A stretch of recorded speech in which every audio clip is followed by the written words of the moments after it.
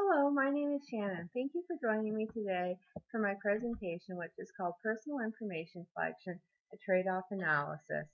Today I'll be examining the trade-offs we make between the benefits we receive from disclosing our personal information versus privacy issues which result from us disclosing our personal information.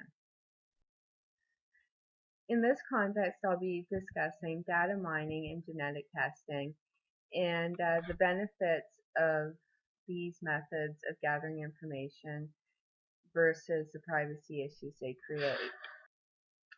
I chose these two topics for several reasons. One is that they both represent ways where others can end up knowing more about a person than a person knows about themselves. And this is just an example of how much information these two information collection methods can gather. These methods of information collection may be used beneficially, but they also may create very serious privacy concerns, and this depends on if they're used ethically and appropriately.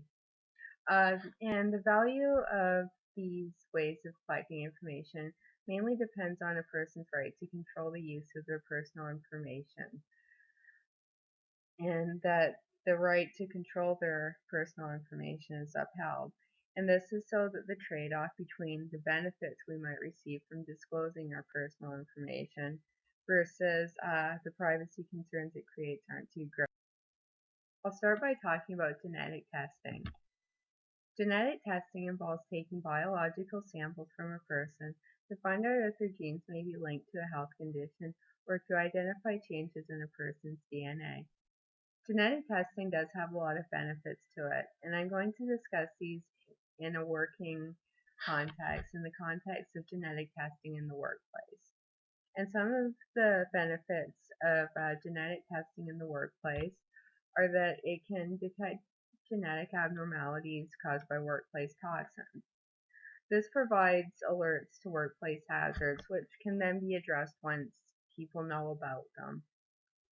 Another benefit is that it can uncover predispositions to certain illnesses, including predispositions to illnesses linked to workplace substances. This way, employees can make informed decisions about whether to risk their health by exposing them to certain working environments. Genetic testing in the workplace also creates some privacy concerns.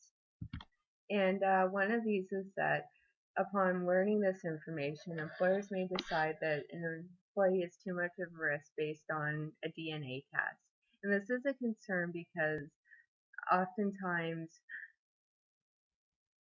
genetic testing, it only indicates a predisposition to an illness, not a guarantee that the person will get the illness, and yet still an employer may decide they're too risky to hire.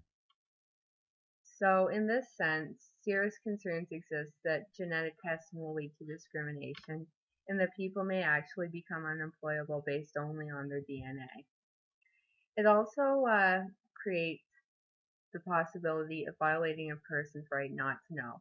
By this we mean that a person might not want to know about their predispositions to certain illnesses. And if their DNA is tested, they don't really have an option. So genetic testing can have some very strong psychological impacts for people, and a lot of people may prefer not to know. Okay, so I'll start talking about data mining now. Data mining is the process of turning raw data into useful information by collecting, searching through, and analyzing large volumes of data for patterns and relationships.